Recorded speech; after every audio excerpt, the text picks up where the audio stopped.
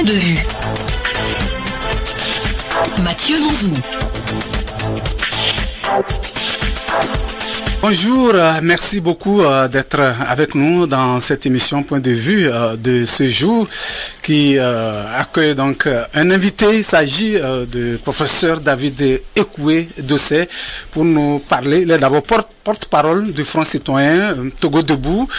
Nous l'avons invité pour nous parler du meeting qu'organise le cadre national de concertation pour le changement ce samedi à Lomé, le FCTD est membre de ce cadre-là. Et pour le recevoir, je suis avec Jacques Diakouti, journaliste.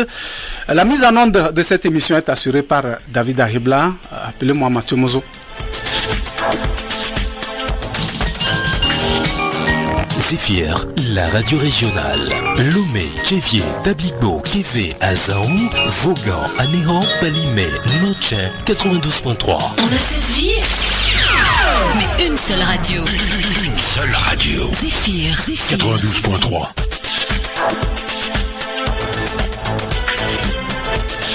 Merci donc d'être avec nous dans cette émission. Notre invité en studio, professeur David Ekoué Dossé, bonjour. Oui, bonjour, merci de l'invitation et bonjour à mes co-débatteurs et également bonjour à tous ceux qui nous écoutent sur Radio Zéphyr. Merci beaucoup. Je rappelle que vous êtes le porte-parole du Front citoyen Togo Debout, membre du cadre qui organise donc un meeting ce samedi à Lomé. Jacques Diakouti, bonjour. Bonjour Mathieu, bonjour aux auditeurs et auditrices de Zéphyr FM. Merci également au professeur qui est avec nous. Et merci également pour cette pluie, au moins qui peut nous donner une petite fraîcheur par rapport aux coupures d'électricité. Au moins on peut dormir cette nuit. Je ne sais pas si tous les quartiers sont arrosés. Je ne sais pas. Mais de toute façon, il y a une fraîcheur. Il y a une au moins cette nuit-là, on peut quand même dormir un peu. Ouais. Merci donc d'être là pour m'aider à recevoir notre invité. Merci d'être connecté. Comme je l'ai dit en introduction, nous sommes avec professeur David Ekoué Dossé, qui est le porte-parole du Front citoyen Togo Debout. Il est là donc pour nous parler justement du meeting qui aura lieu ce week-end. David Dossé, professeur David Dossé, merci beaucoup pour votre patience. La toute première question, c'est que le cadre national de concertation pour le changement au Togo a été créé par des partis politiques et des organisations de la société civile il y a quelques semaines. Alors, comment ces entités se sont retrouvées pour mettre en place ce cadre? Merci. Effectivement, en observant la situation sociopolitique du pays, avec l'avènement de la nouvelle République et de la nouvelle Constitution, il était évident qu'il y avait plusieurs entités, citoyennes ou politiques, qui étaient engagées dans la lutte, dans la résistance contre cette nouvelle Constitution. Et de façon plus globale, dans la résistance contre le système de gouvernance qui régente le Togo depuis plusieurs décennies avec les insuffisances que l'on connaît. Et la société civile a estimé qu'il était peut-être temps, et nous n'étions pas les seuls à avoir fait cette analyse, il était peut-être temps d'envisager une convergence entre les forces afin que ces forces puissent mutualiser leurs expériences, leur énergie et leurs compétences pour que la lutte soit beaucoup plus efficace. Et c'est comme ça que nous avons invité pratiquement tous les acteurs inscrits dans la résistance à une rencontre. C'était en juin 2024. Et au fil des rencontres, donc nous avons tous compris la nécessité effectivement de nous retrouver dans un espace, mais pour la société civile, il était important d'éviter que cet espace devienne une vraie coalition. Nous ne voulions pas être en coalition avec d'autres entités, mais nous voulions tout simplement que ces entités inscrites dans la résistance puissent trouver un espace propice pour échanger, se concerter, puisque c'est un cadre de concertation, et au sortir des concertations, voir ce qui était faisable ensemble. Et pour soutenir ce cadre collaboratif, nous avons estimé qu'il était important de mettre en place un certain nombre de règles, et ces règles sont des dispositions inscrites dans la charte, et c'est ce qui explique que le 13 avril 2026, cette charte a été signée par les partenaires qui veulent bien se retrouver dans ce cadre collaboratif tout en s'appuyant sur des règles Et pour finir, je dirais que pour nous, les règles sont importantes parce que ces règles, elles sont là pour fluidifier la collaboration, fluidifier le fonctionnement et éviter des écarts de propos ou des écarts de conduite, puisque ces règles sont là, écrites noir sur blanc, et en cas de dysfonctionnement, nous pourrons nous retourner vers la charte et dire à l'un ou à l'autre, voilà ce que dit la charte, voilà l'acte qui a été posé, nous estimons qu'il y a eu un écart, donc il y a une décision à prendre. Donc c'est la société civile qui a pris le devant, hein? Oui, c'est à l'initiative de la société civile, mais nous étions bien sûr en discussion avec des entités politiques, et ces entités politiques ont exprimé même la nécessité que ce soit la société civile qui fasse ce travail d'invitation à l'endroit de tous les acteurs pour pouvoir ensuite évoluer dans les discussions. Ça a été un choix de la société civile. Vous avez choisi des partis politiques ou des entités qui voudraient bien venir avec vous, où les gens pouvaient manifester la volonté d'être là? Initialement, c'était d'abord dans l'identification. L'élément le plus important, ce sont les entités inscrites vraiment dans la résistance, qui se sont exprimées contre la nouvelle constitution, qui était invitées à participer à cette rencontre. Et donc ce sont ces organisations qui sont venues, tout en sachant que s'il y a une organisation qui pense être dans ce schéma et qui épouse l'idéologie de la résistance contre la Ve République, cette organisation pourra très bien venir discuter, participer au cadre, si jamais tout le monde est d'accord là-dessus. Peut-être avant, peut-être que Jacques a une question, mais laissez-moi poser cette question d'abord, avant de rentrer dans le vif du sujet. Quels sont les objectifs que ça signe le CNCC? Vous savez, la lutte n'a pas commencé avec la Ve République. C'est vrai que j'ai beaucoup parlé de la Ve République, mais je pense qu'en tant que Togolais, nous sommes tous conscients qu'il y a de vrais problèmes en termes de gouvernance sociale, gouvernance politique et gouvernance économique. Et aujourd'hui, tout le monde s'accorde à dire que le Togolais est vraiment malheureux. Et donc, compte tenu de tout cela, l'objectif ultime pour nous, c'est d'aboutir à un changement de système de gouvernance. Il faut une vraie alternance politique à la tête de la nation togolaise.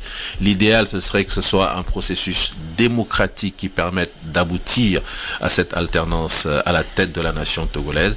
Mais pour répondre clairement à votre question, il faut un changement du système de gouvernance. Et donc le CNCC mettra tout en œuvre pour que le changement de système de gouvernance soit une réalité à la tête de la nation togolaise, afin que les Togolais soient épanouis, afin que le peuple togolais bénéficie d'un développement inclusif, d'une croissance inclusive, parce que là, on a le sentiment que malheureusement, c'est toujours une minorité qui profite des ressources du pays, alors que la grande majorité croupit dans la misère. Donc il faut vraiment un changement de système de gouvernance. Alors, Jacques, si vous avez un commentaire ou une question Non, je voudrais d'abord dire merci au professeur Doucet d'être parmi nous ce matin. Oui. Mais le constat, c'est que, professeur, nous constatons la plupart du temps que il y a le mariage, le remariage après le divorce. Qu'est-ce qui prouve que maintenant, il n'y aura plus de remariage, il n'y aura plus encore de divorce par rapport à ces coalitions? Parce que le constat, c'est ça. C'est-à-dire, à un moment donné, on se marie, on est content, on jouit du mariage, mais après, on constate que c'est le divorce. Quelle est la particularité maintenant de cette coalition, qu'il n'y aura plus encore de divorce au sein effectivement de cette coalition par rapport aux revendications et par rapport à tout ce que vous êtes en train d'organiser, l'idée que vous avez pour notre pays? La question est pertinente, elle est profonde, parce qu'effectivement, en observant ce qui s'est passé ces dernières années, le constat est clair, vous l'avez dit. Et donc, il était important pour nous de voir comment est-ce qu'il était possible de bâtir ou de rebâtir différemment cette convergence. Je me souviens d'une émission sur une autre chaîne de la place où un journaliste a pris la parole en disant que il a un doute par rapport à cette convergence parce que il estime qu'avant de remettre sur pied une convergence, même si tout le monde dit mettez-vous ensemble, avant de s'inscrire dans une telle dynamique, il est important de déblayer le terrain, de nettoyer les ruines, Parce que si nous voulons juste construire sur des ruines, ça ne tiendra pas. Et je pense qu'il a raison. Et c'est ça d'ailleurs qui explique que nous ayons mis presque 2 années pour aboutir à cette signature de charte. Il est important, je pense, M. Jacques Diakouti, que on ait pris le temps de réfléchir aux ressentis, aux expériences du passé, au vécu du passé, pour en tirer des leçons. C'est ce que nous avons essayé de faire d'une part. Et ensuite, nous avons aussi estimé qu'il était important que nous puissions bâtir la convergence sur la base de la confiance. Et pour mettre en place de la confiance, il faut un certain nombre de valeurs. Et en tenant compte des expériences des uns et des autres, des frustrations des uns et des autres, nous avons retenu la solidarité, nous avons retenu le respect mutuel, nous avons retenu la vérité dans l'action politique, et en mettant vraiment l'accent sur ces 3 valeurs, nous pensons qu'il est possible de rebâtir sur un minimum de confiance. Ça, c'est la première chose. Et ensuite, nous avons dit les différents acteurs qui vont venir s'inscrire dans cette convergence, nous allons leur demander d'accepter cette perception que nous avons, qui consiste à ce que désormais cette convergence fonctionne sur la base de règles. Nous avons discuté avec les gens, les tenants des différentes convergences, des différentes coalitions qu'il y a eu par le passé. Et les gens nous ont dit, effectivement, c'est vrai qu'on s'est souvent mis ensemble, mais il n'y a jamais eu de règles écrites, transcrites, que nous ayons discuté au préalable et sur lesquelles nous nous sommes tous mis d'accord avant d'initier la mise en œuvre de la convergence. Donc pour nous, ça constitue un élément nouveau, un élément important, un élément sur lequel nous avons discuté en amont, puisque la charte n'est pas tombée du ciel. Il y a eu une première phase où des entités ont discuté, ont mis sur pied une charte. Et lorsque nous sommes entrés dans la phase d'ouverture, nous avons accepté que cette première charte soit de nouveau discutée. Donc elle a été mise à plat. Les nouveaux arrivés, les nouvelles entités qui sont arrivées ont eu la possibilité d'amender la première charte, de faire des propositions, et c'est sur la base d'un document consensuel que nous allons essayer de fonctionner. Donc pour nous, cela constitue vraiment une base importante, un élément important, et toutes les entités qui se sont retrouvées à la signature de la charte, et même, je dirais, même la DMP qui n'a pas finalement signé la charte, mais qui a participé aux discussions, toutes ces entités ont eu l'opportunité de discuter de véritables problèmes qu'il y a eu entre elles par le passé. Et je crois que c'est un exercice qui est long, qui est difficile, que l'on ne comprend pas toujours, mais qui permet de crever des abcès, qui permet d'aplanir le terrain et qui donne peut-être beaucoup plus de chance à cette convergence. Voilà, merci beaucoup. C'était justement le moment de la pause. On revient pour parler du meeting de samedi. Voilà, on est de retour pour poursuivre cette émission avec notre invité, professeur David Ekoué d'Ossé. Alors, le cadre national de concertation pour le changement au Togo organise donc un meeting d'information, de sensibilisation, de protestation et de mobilisation ce samedi 9 mai à Lomé. Alors, comment se prépare cette manifestation? Est-ce que tout est en place pour cette rencontre avec les militants? De notre côté, je pense que tout est en place. Les formalités administratives ont été remplies et le comité d'organisation s'est réuni hier d'après les informations que j'ai eues, et je pense qu'il y a encore une rencontre aujourd'hui des différents représentants des entités qui sont membres du cadre. Donc les préparatifs évoluent correctement, et je reste convaincu que le samedi, ceux qui viendront seront vraiment satisfaits de l'organisation qui sera mise en place et seront également satisfaits du contenu, parce que nous comptons quand même aborder des sujets très importants sur l'état de la nation togolaise.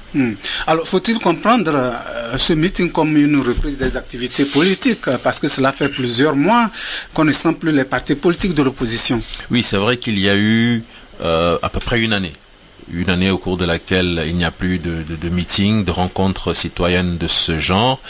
N'oubliez pas que les organisations de la société civile avaient, je pense, durant le mois de juillet de l'année dernière, essayé de faire 2 ou 3 meetings, et à chaque fois, en dépit de ce qui était annoncé par l'autorité publique, notamment la sortie du ministre Adjouvi sur France 24 ou TV5 Monde, en dépit des annonces, finalement à chaque fois il y avait une opposition ferme et définitive de la part de l'autorité publique, nous empêchant d'exercer notre droit à cette liberté fondamentale qu'est la liberté de se réunir publiquement et pacifiquement. Et n'oublions pas également qu'il y a eu des événements douloureux en 2025 avec mort d'hommes.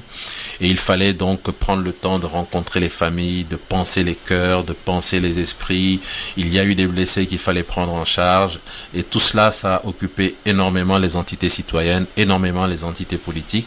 Et ça a été également une période qui nous a permis de nous retrouver, de continuer à discuter. Et c'est ça justement qui a abouti à la signature de la charte en avril, le 13 avril. Et donc, une fois qu'on a fait tout ça, je pense qu'il est quand même important de revenir vers la population, de continuer à discuter avec les citoyens. Et c'est ce que nous voulons faire ce samedi.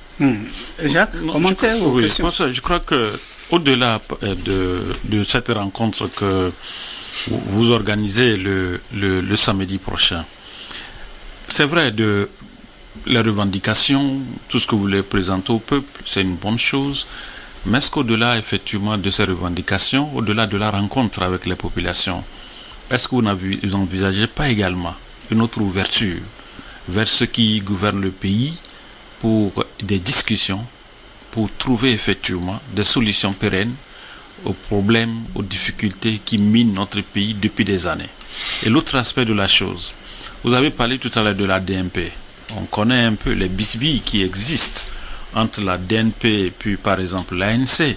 Est-ce que au-delà des rencontres que vous avez, parce que les populations observent et les gens regardent, et les gens voient également ce qui se passe. On a vu que au lendemain effectivement de la signature de la charte, comme vous l'avez dit, la DNP n'a pas signé la charte, mais vous avez dit, je crois qu'ils ont participé. Mais qu'est-ce qui s'est entre-temps passé? Est-ce qu'au-delà des bisbilles qui existent entre la DNP et puis l'ANC, est-ce qu'il ne faut pas quand même un sursaut d'orgueil pour pouvoir effectivement régler ce problème-là qui existe? Il ne faut pas qu'on se cache le visage. On sait qu'il y a un problème qui existe entre la DNP et l'ANC. Et comment vous faites-vous effectivement pour régler effectivement ce problème-là également? Je pense que je vais commencer par votre deuxième question. Lorsque j'avais pris la parole au début de l'émission, j'expliquais que nous avons mis pratiquement 2 années pour mettre sur pied cette convergence, parce que nous avons compris qu'il était important justement d'aller au fond des choses, d'éviter surtout, comme certains l'ont pensé, qu'il fallait simplement dire c'est le Togo, c'est l'enjeu national, on met tout de côté et on avance. Vous savez, quand vous avez été blessé, même si vous mettez à côté de celui qui vous a blessé, moi je pense sincèrement que il est difficile de pouvoir compter sur une collaboration sincère et totale. Surtout dans des situations aussi difficiles. Vous savez, lutter dans un système de dictature, ce n'est pas facile. Ça vous met en péril, ça met en péril beaucoup de choses. Et donc, il est important quand même d'avoir un vrai lien de confiance entre les acteurs pour pouvoir réussir. Et donc, nous avons pris 2 ans pour qu'il y ait des discussions franches, pour entrer dans le fond des problèmes. Et quand vous dites vous avez cité la DNP et l'ANC, je vous dis ici, sur cette chaîne, que des discussions ont eu lieu entre des responsables de la DNP et des responsables de l'ANC et d'autres responsables d'autres entités politiques. Et ces différentes rencontres bilatérales, trilatérales, tout ce que vous voulez, ont permis d'évoquer toutes ces difficultés. Et c'est ça qui a permis justement que nous puissions avoir toutes ces entités présentes lors des plénières sur la mise sur pied du CNCC. La DNP était présente, la DNP a assisté et a participé aux amendements sur la charte et elle a fait des propositions qui ont été pour certaines acceptées, pour d'autres discutées et mises de côté. Et jusqu'à la dernière réunion, la DMP était bien présente. Donc si la DMP n'a pas signé la charte, je puis vous le dire ici, ce n'est pas parce qu'il y a un souci entre la DMP et une entité signataire de la charte, mais vraiment c'est lié à ce que je vais appeler des problèmes internes. Je préfère ne pas aller au-delà, puisque ça concerne la DMP, ce n'est pas à moi de venir exposer cet aspect ici. Mais je pense que s'il n'y avait que la DMP, et les entités signataires de la charte, la DMP serait certainement avec nous. Les problèmes que vous avez évoqués, ils sont réels, mais nous avons pris vraiment le temps d'en discuter et c'est ça qui fait peut-être la différence du CNCC avec les autres convergences qu'on a connues par le passé. Ensuite, la première question. Pourquoi ne pas entamer des discussions? Alors, je ne sais pas, dans un État, je ne sais pas si c'est à l'opposition d'ouvrir un espace de discussion. Je ne sais pas comment ça se passe, mais il est important quand même de tenir compte de 2 ou de 3 aspects. Faites un peu le point en termes des dialogues qu'il y a eu au Togo entre le pouvoir et les entités politiques de l'opposition, le pouvoir et même des organisations de la société civile. Essayez de faire le point des différentes recommandations. Et quand moi je prends l'APG, les quelques éléments qui sont inscrits dans l'APG, j'ai toujours le sentiment qu'on n'est pas allé au bout des recommandations. Il y a eu des discussions qui ont été faites, il y a eu des dialogues qui ont été menés, il y a eu des résolutions qui ont été prises, mais à la fin, on a le sentiment que, une fois que c'est inscrit sur le papier, ça ne va pas au-delà ou ça ne va pas bien au-delà. Il y a eu Jeune Afrique, je crois, qui avait fait un très bel article, qui avait écrit un très bel article justement sur l'APG au bout de 10 ans. Et on a le sentiment que finalement, ça n'a pas vraiment évolué dans la mise en œuvre des résolutions. Et donc, il faut que ce soit, je pense, le pouvoir qui mette en place les conditions idoines pour que des discussions puissent être menées. Et ce n'est certainement pas le CPC, parce que cette question peut peut-être venir, ce n'est certainement pas le CPC, parce que le CPC n'offre pas les conditions idoines pour des discussions franches et sérieuses sur l'état de la nation, première chose. Et la deuxième chose, c'est qu'on soit quand même convaincu que cette fois-ci, le régime, si jamais il veut entrer dans des discussions, c'est qu'il est prêt à mettre en œuvre les résolutions qu'il aura acceptées et qu'il aura signées. Oui, c'est vrai. Moi, je voudrais rebondir sur la question du grand frère Jacques Diakouty par rapport aux discussions que peut-être vous pouvez avoir avec les dirigeants, avec le pouvoir. Il y a des couloirs, il faut les exploiter. Parce que lorsqu'on ça fait pratiquement 1 an que vous parlez de cette constitution, mais vous pouvez créer quand même des couloirs. Vous êtes un professeur, vous êtes un intellectuel, vous avez aussi des amis, des camarades, des confrères de l'autre côté que vous pouvez quand même discuter et voir dans quelle mesure il faut toucher les premiers responsables. Oui, vous savez, je viens de le dire, je suis d'accord avec vous. Je pense que nous sommes dans une nation qui est la seule à notre disposition, oui, et nous voulons que cette nation aille de l'avant. Et entre fils et filles de cette nation, il faut bien sûr pouvoir discuter pour pouvoir faire avancer la nation. Donc sur ce principe, je pense que nous sommes tous d'accord. Mais il est important d'insister sur un certain nombre d'aspects. Il faut que les conditions encouragent à aller vers cette proposition que vous êtes en train de faire, cette proposition de discussion, d'aller au fond des choses sur la situation politique, sur la situation économique du Togo, sur la corruption qui est endémique, etc., etc. Et qu'est-ce que j'appelle les conditions? Il suffit juste, par exemple, de voir ce qui se passe avec le secteur de la justice qui continue encore d'être un outil de répression. Monsieur Affexio, qui se retrouve de nouveau en prison. Et quand on dit que dans ce pays, on peut se retrouver en prison parce qu'on a écrit un poème, pendant 1 année être enfermé, vous comprenez que ça constitue une atmosphère vraiment délétère. Et je peux vous citer des dizaines, des centaines d'exemples qui démontrent que l'atmosphère est encore vraiment délétère. Et il revient au pouvoir en place d'apaiser les esprits, d'assainir cette atmosphère et de donner le sentiment que quelque chose peut être fait de positif si vraiment il doit y avoir des discussions. Mais tant que l'atmosphère reste aussi fermée, tant que le Togo donne ce sentiment que dans ce pays, il y a ceux qui sont du bon côté, qui sont une minorité et qui profitent largement des ressources de la nation, et que les autres sont muselés, sont enfermés, sont arrêtés arbitrairement, sont battus, sont obligés de partir en exil. Pour certains, sont morts. Pour d'autres, vivent dans la précarité, dans la misère, c'est extrêmement difficile que les conditions de discussion sont mises en place et que tout le monde peut se sentir en confiance pour aller vers des discussions. Donc c'est ça, il faut vraiment que le pouvoir comprenne cela, comprenne la nécessité de faire un effort d'ouverture, d'apaisement envers le citoyen, envers les différentes entités, pour que les gens se sentent en confiance pour aller vers des discussions. Oui, pour ça, quand on voit aujourd'hui, par exemple, la géopolitique sur le plan international, c'est la force brute aujourd'hui. C'est la force brute. Est-ce que vous pensez que, avec ce que vous voulez faire, ou bien ce que vous êtes en train de faire, est-ce que vous tenez compte des paramètres également de cette force brute aujourd'hui qui constitue aujourd'hui à régenter le monde par rapport aux revendications? Vous avez raison quand on observe ce qui se passe au niveau mondial avec, par exemple, le droit international qui est foulé aux pieds par les États-Unis ou par d'autres puissances. Et cela doit nous amener à réfléchir et à prendre encore plus en compte la nécessité de faire en sorte que les libertés qui sont les nôtres, nous puissions les défendre. Parce que si nous disons que nous sommes dans un système où c'est la force brute, pour reprendre votre expression, qui régente le monde, et que dans ce cas, nous acceptons que nos libertés individuelles et collectives soient foulées aux pieds, soient bafouées, je ne sais pas si vous imaginez dans quel monde nous évoluons. Donc c'est le moment vraiment c'est le moment pour les forces de libération, les forces démocratiques, les forces de résistance, de se coaliser et de faire en sorte que la vérité, la liberté, la dignité humaine, les droits humains, pour me résumer, continuent d'être défendus et continuent d'être vraiment ce phare qui éclaire le monde. Nous sommes dans une nation. Vous avez parlé de la force brute. La force brute de l'État américain, pour l'heure, d'après ce que je vois, s'inscrit plutôt dans ses relations avec d'autres régions du monde où l'État américain cherche à marquer sa suprématie.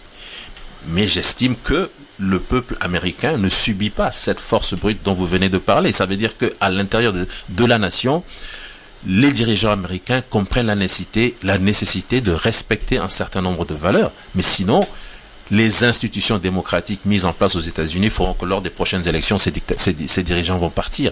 Donc là, nous parlons en interne. Nous parlons au niveau national. Nous parlons du Togo, la nation togolaise. Nous qui sommes au sein de cette nation. Si le Togo est un grand pays qui veut marquer sa suprématie dans la région et qui, de temps en temps, fait montre de sa force brute à l'endroit d'autres nations, c'est différent. Moi, je parle du Togo en tant que nation. Nous sommes citoyens de cette nation. Et si, dans ce pays, nous devons subir les affres, la force brute d'un système contre nous-mêmes, c'est là où ça devient vraiment inquiétant. Et c'est ce que nous disons. Il faut absolument que dans un pays, on respecte le peuple. Dans un pays, on respecte la dignité humaine. Dans un pays, on respecte les droits humains. Dans un pays, on respecte la souveraineté du peuple. Et depuis, non pas 1 an, mais depuis 2 ans, nous avons le sentiment que davantage encore, on viole la souveraineté du peuple togolais, surtout par cette 5e République qui continue d'évoluer, mais qui démontre clairement que ce n'est pas la solution pour le peuple togolais. Quel est le message que vous avez à livrer aux populations lors du meeting de samedi? Le message, il est simple. Venez, nous allons ensemble parcourir la situation du Togo. Nous allons parler du système de gouvernance sociale, système économique et système politique. Nous allons encore mettre l'accent sur les insuffisances, les dysfonctionnements, et tout le monde comprendra la nécessité de s'engager pour que le changement devienne une réalité. Monsieur Mouzou, Monsieur Diakouti, est-ce que nous pouvons... Je prends un exemple. Je lisais la fois dernière sur le site du Fonds monétaire international que le Togo a bénéficié dans le cadre d'un accord, ils appellent ça facilité élargie de crédit. En 2024, on nous a octroyé, si je convertis en francs CFA, à peu près 22 milliards de francs CFA sur 3 ans et demi, 42 mois. Donc voilà, une grande institution qui observe le pays et qui veut renforcer l'économie du Togo et faire en sorte que ce soit une économie, une croissance beaucoup plus inclusive, qui donne des directives et qui met à la disposition de notre nation, sur 3 ans et demi, 22 milliards de francs CFA. Mais dans le même temps, regardez ce que le rapport de Global Financial Integrity sorti en début d'année démontre. Il démontre encore clairement, et ce n'est pas la première fois, je me souviens que le leader de l'ANC avait déjà parlé de cela je crois en 2013, Veille économique également, qui est une association qui travaille sur les crimes économiques, avait également publié cela, et voilà que ce dernier rapport sorti en 2026 et qui porte sur 10 années de flux financiers, notamment en lien avec les échanges commerciaux internationaux, ce rapport démontre que chaque année, donc sur 12 mois, nous perdons en moyenne 800 milliards, je n'ai pas dit 8 millions, 800 milliards de francs CFA qui disparaissent dans des poches.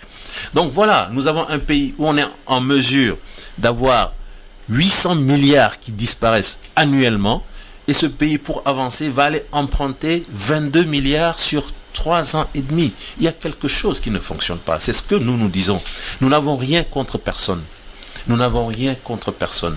Mais ce système qui favorise une minorité et qui met en péril la nation togolaise ne peut pas nous amener à bon port. Nous allons échouer. Nous allons nous enliser. Il faut changer de système. Et vous savez, là j'ai donné des données macro. Mais au niveau des citoyens, il y a une réalité. J'ai appris récemment le décès d'un opérateur économique. D'un opérateur économique qui s'est donné la mort.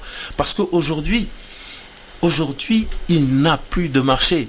Et quand vous voyez les marchés publics, pour beaucoup, c'est du gré à gré. Alors que nous sommes encore dans le système de gré à gré. Malheureusement, oui, je vous assure, allez discuter avec les opérateurs.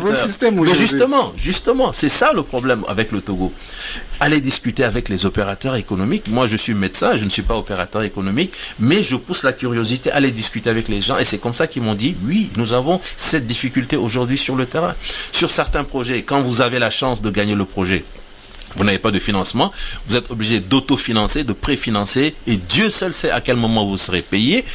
Ou alors... Est-ce que généralement c'est pas comme ça se passe? Quand vous avez un marché, vous mettez les moyens d'abord, et après si on vous remet les moyens, que vous disparaissez. Non, ça aussi c'est possible. Mais je sais qu'il y a des règles. Il y a des règles qui permettent, je pense que c'est un délai, si je ne me trompe pas, de 6 mois. Mais j'avance 6 mois. Je pense que c'est ce qui a été dit. Mais des gens ont préfinancé et bien après 6 mois n'ont jamais été payés. Donc voilà la difficulté des gens. Et donc il y a des gens qui s'endettent, qui n'arrivent pas à payer les dettes. Il y a des gens qui n'ont plus de marché parce qu'à un moment donné, ils ont été luxés, on les a mis de côté, on estime qu'ils ne font pas partie de cet entourage qui peut bénéficier des marchés gré à gré. Alors que, en parlant du FMI, j'ai vu les recommandations du FMI à l'endroit de l'État togolais. Ils ont demandé à ce que l'investissement public soit assaini. Il faut une meilleure gestion de l'investissement public. Donc voilà ce que nous disons. Nous n'avons rien contre qui que ce soit, mais il y a un système qui ne fonctionne pas. Si nous nous cachons la vérité, nous mettons la tête dans le sable en ne voulant pas voir la vérité, vous imaginez ce qui nous attend et ce qui attend nos enfants? Le Togo ne va pas bien. Il faut que les citoyens comprennent la nécessité de s'engager. Mettons de côté les bisbilles, je pourrais reprendre votre expression, entre certaines personnes. Mettons de côté les insultes. Moi, je n'y fais plus attention. Quand vous voyez sur les réseaux cette façon de mener la lutte en insultant n'importe qui, en insultant l'infirmité des acteurs. On laisse carrément le débat. On laisse le débat et c'est devenu autre chose. Et on a le sentiment que parfois il y a des gens qui apprécient parce que vous voyez des gens qui se connectent, qui écoutent ce genre de choses. Il faut mettre de côté cela. Maintenant, il faut avancer. Maintenant, il faut agir. En tout cas, nous, c'est ce que nous voulons faire. Mettre de côté tout ce qui nous retarde, tout ce qui constitue des bisbilles. Si nous pouvons les régler, nous allons les régler. Si nous ne pouvons pas encore les régler, nous les mettons de côté. Mais maintenant, il est temps d'agir. Il est temps d'avancer. Peut-être avant la réaction du grand frère Jacques, mais avec tout ça, pensez-vous que la population va sortir samedi pour venir vous écouter? Parce que les gens disent qu'ils sont lassés. Mais par les mêmes choses, vous parlez toujours des mêmes choses. Vous revenez sur les mêmes choses, mais il n'y a rien. Vous-même, entre vous, il y a problème. Je pense que ce qui est important de savoir aujourd'hui, c'est que le peuple togolais doit être conscient de sa force.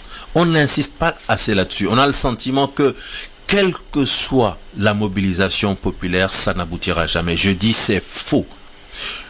2017 et 2018, nous avons vu ce que la mobilisation du peuple togolais a été et nous avons vu ce que ça a produit. La mobilisation a pratiquement produit le changement tant espéré. Mais je pense qu'il est important d'insister là-dessus. Il y a cette donne que constitue l'armée togolaise que nous n'avons pas été en mesure de prendre en compte et de régler. Est-ce que si en 2017 et en 2018, nous avions une vraie armée républicaine, vous pensez qu'on n'aurait pas obtenu le changement? Non, les leaders... On ne va pas faire intervenir je ne vais la pas, grande miette dans nos débats parce que... je pense que... Laissez-moi finir mon parce qu'on ne va pas dire quand même que... Laissez-moi finir mon argumentaire. Ce que je voudrais mettre en exergue ici, c'est qu'on a le sentiment que, quelle que soit la pression populaire, elle n'y arrivera pas. Quels que soient les leaders, on dit parfois même qu'il n'y a plus d'opposition au Togo. Ces leaders n'y arriveront pas. Ce sont ces mêmes leaders qu'on vilipende aujourd'hui qui ont été à la tête de la lutte en 2017 et en 2018 et qui ont failli réussir. Ce que moi je veux juste dire, puisque vous avez posé une question, le peuple est lassé. Je voudrais juste dire au peuple togolais que 2017-2018 a apporté une expérience énorme. Il y a énormément de choses que nous avons capitalisées. Le meeting de samedi ne sera pas un meeting avec 100 000 personnes. Nous en sommes très conscients. C'est un meeting de relance. Nous voulons redémarrer un certain nombre de choses. Et il est clair que des Togolais sortiront, puisque beaucoup sont dans cette situation d'indignation et dans cette situation de frustration. Ils sortiront, ils viendront, et ce ne sera pas la seule action, ce ne sera pas le seul meeting. Juste après, nous avons déjà en prévision d'autres actions. Et donc, c'est quelque chose qu'il va falloir construire et expliquer au peuple tout simplement ceci. Nous avons pratiquement failli réussir. Certains diront que nous avons échoué. Quand je dis nous, c'est vraiment l'ensemble de la nation togolaise. Je ne parle pas de la classe politique simplement, je ne parle pas seulement des organisations citoyennes, mais le peuple dans son entièreté a échoué. Mais est-ce que chez nous, on dit, est-ce que quand on s'affale par terre, on reste allongé définitivement? Je pense qu'il faut se relever. Et le peuple, s'il veut ce changement tant souhaité, s'il veut que les ressources soient distribuées de façon inclusive et de façon équitable, s'il veut que au niveau de la santé les choses s'améliorent, s'il veut qu'au niveau de l'éducation nos enfants puissent bénéficier des meilleures conditions d'éducation, ce peuple, il faut qu'il se lève, parce que personne d'autre ne viendra le faire. Ce n'est pas en restant enfermé chez soi. C'est pas une révolte que vous souhaitez. Pourquoi? Voilà, donc... nous avons toujours été dans l'action pacifique. Je vous l'ai dit, nous avons fait les démarches administratives pour que le meeting puisse se tenir. Nous ne sommes pas dans la confrontation. Et même si demain ils disent qu'il n'y aura pas le meeting, nous n'allons pas nous inscrire dans une action violente. Ce n'est pas ça l'objectif. Nous le disons clairement. Mais même s'ils s'opposent au meeting de samedi, nous avons déjà un plan B. Nous avons des actions qui peuvent permettre progressivement d'insister sur la notion de désobéissance civile, qui est une notion reconnue par la Constitution de la 4e République. Et donc, voilà dans quelle action nous sommes, et nous pensons que progressivement, le peuple va prendre conscience ou reprendre confiance de sa force, de sa souveraineté, et une fois que cette conscience sera vraiment bien ancré dans l'esprit des citoyens togolais, je reste convaincu que ce que nous voulons, nous l'obtiendrons. L'autre aspect, professeur, c'est le constat de la diplomatie. Parce que le constat aujourd'hui, quoi qu'on dise, c'est-à-dire que souvent on entend que le président du Conseil est isolé, mais ce que nous voyons la plupart du temps, c'est que le Togo devient souvent le centre des rencontres, que ce soit rencontres bilatérales ou multilatérales. La preuve, l'AES a eu une rencontre ici, et quand on prend par exemple la diplomatie internationale, on prend le cas par exemple du Congo, où le Togo a été désigné comme facilitateur dans les négociations. Est-ce que vous ne voyez pas également que le poids politique sur le plan international par rapport aux revendications peuvent également constituer un frein également, ce que l'opinion internationale puisse effectivement avoir un œil regardant sur ce que vous êtes en train de faire par rapport à ces revendications politiques. Vous permettez, on va revenir, on va aller à la pause, on revient et puis vous allez répondre à cette question. Et puis on va voir si les auditeurs ont des questions à vous poser, on va les recevoir et ensuite je voudrais que le confrère Jacques Diakouté fasse un commentaire sur la visite du PC au Kirghizistan. Voilà le nom. À tout à l'heure. Voilà, nous abordons la dernière partie avant de laisser la parole aux auditeurs. On va laisser le professeur David Dessay répondre à la question de diplomatie que Jacques Diakouté a posée. Oui, mais une chose est certaine, c'est que dans sa stratégie à l'international, le gouvernement togolais essaie de polir son image, mais je pense que personne n'est dupe. Vous savez, quand vous écoutez les journalistes à l'international, quand ils décrivent le Togo en rappelant un certain nombre de faits,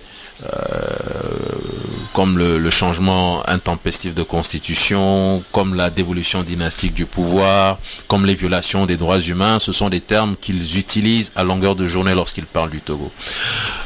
Maintenant, oui, le Togo a été associé à la crise de la RDC dans la résolution.